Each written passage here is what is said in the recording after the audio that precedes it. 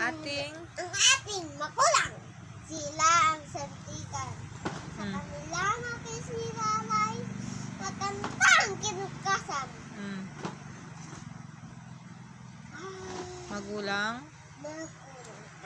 Lakasan! Magulang ang humuhubok sa gulang kay silang anak ay pakalhin. Palakihin. Palakihin sa may makantang asal. Paligtasan ng anak ay responsibilidad ng magulang. Sama-sama kain bulsa-bulsag sa makanatawag. Maayos na buhay Maayos na buhay ang aming kailangan. ang aming kailangan. Ay aming karapatan. Aming kinagtan. Mapagkalingang pamilya Pakalingan pamilya ang aming kailangan. ang aming kailangan. Okay? Tapos na!